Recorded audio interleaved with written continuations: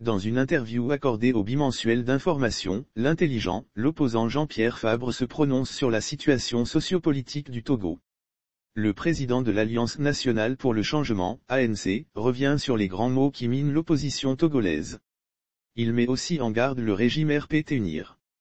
À l'orée de cette année nouvelle, je voudrais demander aux populations togolaises de ne pas perdre espoir. L'alternance politique tant souhaitée est toujours possible dans notre pays. Mais la mobilisation doit se préparer.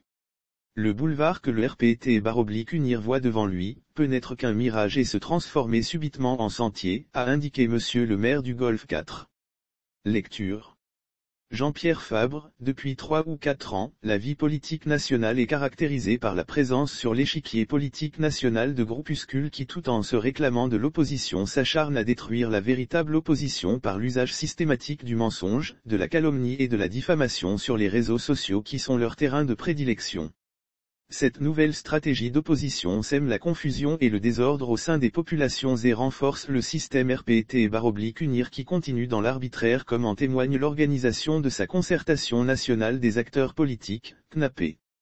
En conséquence, en 2021, c'est l'atonie générale de la vie politique togolaise et la poursuite d'une campagne de dénigrement orchestrée contre les partis de l'opposition, laissant le RPT/UNIR, dans l'indifférence totale, poursuivre sa politique autoritaire. Ainsi, l'état d'urgence sanitaire qui devait être une exception est devenu, avec la complicité de l'Assemblée nationale, la règle de gouvernance. Ainsi, de paisibles citoyens, responsables et militants politiques, membres de la société civile, journalistes, sont intimidés voire jetés en prison pour avoir exprimé leur opinion. Nous assistons actuellement à une farouche volonté de museler la presse.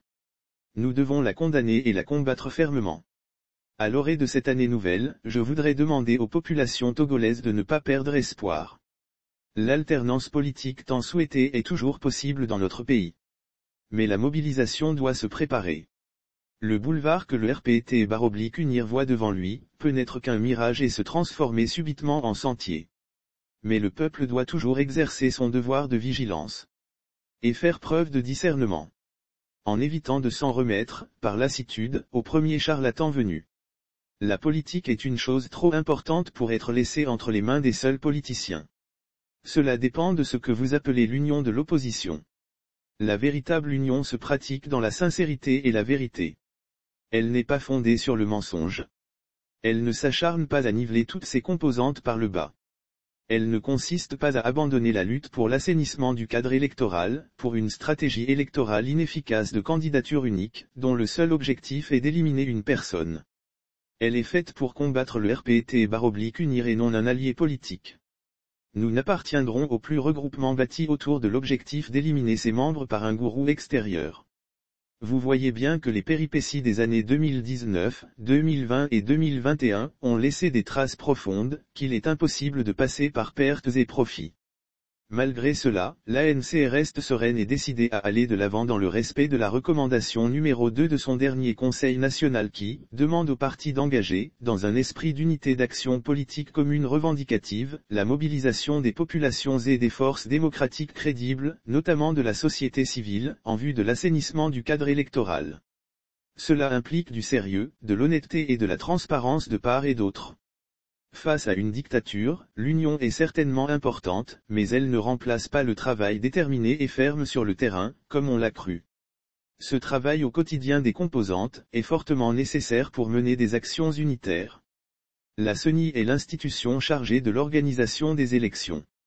Sa composition qui est politique est déterminée par la représentativité des forces politiques. Selon le code électoral, seuls les partis représentés à l'Assemblée nationale peuvent en être membres. Bien entendu, il faut revoir cela.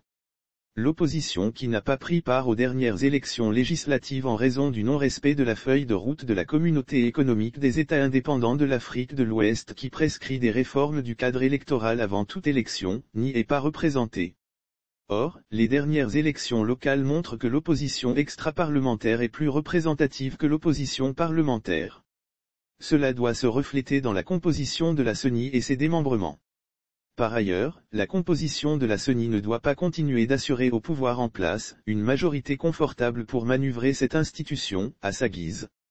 La répartition des sièges n'est pas une difficulté majeure. Vous dites bien peut-être et vous avez parfaitement raison. À l'heure où nous sommes, rien n'indique qu'il y aura bien des élections en 2022.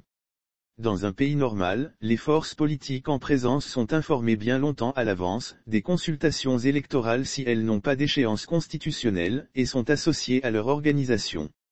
Il m'est donc difficile de répondre à votre question.